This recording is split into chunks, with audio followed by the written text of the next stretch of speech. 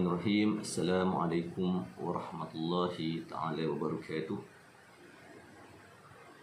Alhamdulillahirabbil alamin wa bihi nasta'in wassalatu wassalamu ala asyrafil anbiya'i wal mursalin wa ala alihi wa sahbihi ajma'in.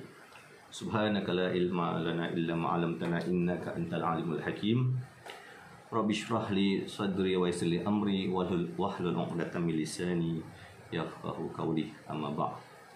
Alhamdulillah, bertemu kita sekali lagi pada hari yang berbahagia ini dalam slot ataupun sesi resensi buku yang akan saya sampaikan, insya-Allah. Terlebih dahulu saya ingin memperkenalkan diri saya. Nama saya Muhammad Hishamuddin bin Farman, merupakan salah seorang tenaga pengajar di SK Taman Gembira Kelang, Selangor. Semoga apa yang saya cuba kongsikan pada petang ini atau pada hari ini akan dapat memberi manfaat, memberi kebaikan, memberi input informasi kepada kita semua secara langsung maupun tidak langsung, insya-Allah. Baiklah, tanpa membuang masa, kita lihat tajuk yang akan ataupun buku yang akan saya sampaikan ataupun resensi buku yang akan saya sampaikan pada ini lebih kepada yang berjudul ke arah novel sejarah Islam, ya, novel sejarah Islam Khalid bin Al-Walid Memburu Syahid. Kenapa saya pilih buku ini? Setelah saya baca tentang isi kandungannya, dia banyak menceritakan tentang strategi semangat juang, strategi dan pelbagai kaedah daripada Khalid bermula menjadi panglima perang sehinggalah ke akhir hayat beliau. Okey. Buku ini dikarang oleh saudara Abdul Latif Talib.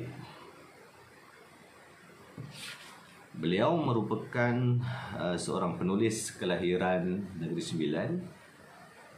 Beliau banyak menceburkan diri dalam bidang penulisan pada tahun 1990-an, bermula pada tahun 1990-an dalam pelbagai genre strip drama, TV cerpen, dan yang terbaru lebih kepada novel-novel ataupun cerpen berunsur Islam. Ya, antaranya beliau menghasilkan novel-novel pahlawan Islam seperti Salahuddin Al-Ayyubi, Khalid Al-Walid, Iqra, dan yang lain-lain. Okey, buku ini diterbitkan oleh syarikat ataupun PTS Litera Utama Sendirian Berhad. Dicetak pada bermula pada tahun 2007 cetakan pertama, sehinggalah tahun 2009 untuk cetakan yang kelima. Okey. Seterusnya, buku ini mengandungi sebanyak 379 muka surat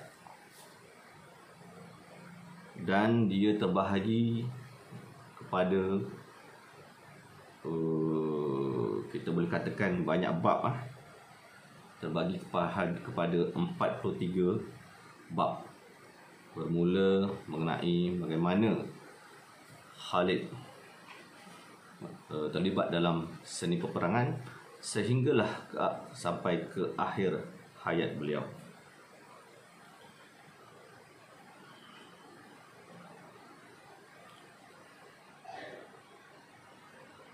Jadi sempena program Ulat Buku Berbicara yang dianjurkan oleh unit PSS Sekolah Kemasaan Taman Gembira, saya mengambil peluang ini untuk membuat resensi berkenaan dengan buku ini, kerana buku ini merupakan salah satu buku yang amat saya suka ataupun saya minatlah. Antara kekuatan yang boleh saya dapatkan dalam buku Khalid Al-Walid Memburu Syahid, diceritakan tentang bagaimana perjalanan awal tentang sifat-sifat kepimpinan, sifat-sifat kepahlawanan sahabat-sahabat seperjuangan Khalid Al-Walid ini dalam usaha mereka untuk terus menyebarkan syiar Islam di zaman para sahabat. Di samping pelbagai rintangan dan ataupun halangan yang ditempuhi, banyak juga kejadian-kejadian yang menarik yang memberi inspirasi kepada kita, yang boleh kita aplikasikan dalam kehidupan kita pada hari ini, tentang sifat-sifat, tentang jati diri, tidak pernah perjuangan, tidak pernah berputus asa dan sebagainya. Diceritakan juga mengenai fakta-fakta peperangan yang melibatkan kepada Khalid bin Al-Walid ini, antaranya perang Yarmouk, ya, tentang peristiwa Kota Anbar dan pelbagai lagi. Jadi kesimpulan yang boleh saya rumuskan setelah membaca buku ini, kita boleh mengetahui tentang selok-belok tentang pahit maung perjuangan Khalid bin Al-Walid bersama rakan-rakan seperjuangan menyebarkan syiar Islam di zaman para sahabat.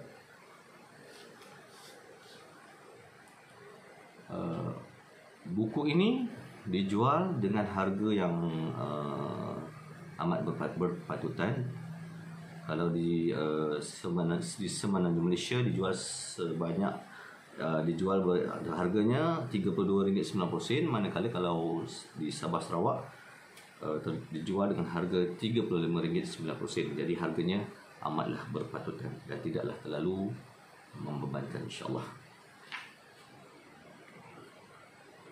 Jadi buku ini mengandungi sebanyak 379 muka surat, ya, pelbagai bab yang boleh kita baca, kita fahamkan, dan pastinya insya-Allah jika kita benar faham dan menghayati tentang isi kandungan buku ini, akan dapat memberikan inspirasi, semangat kepada kita untuk terus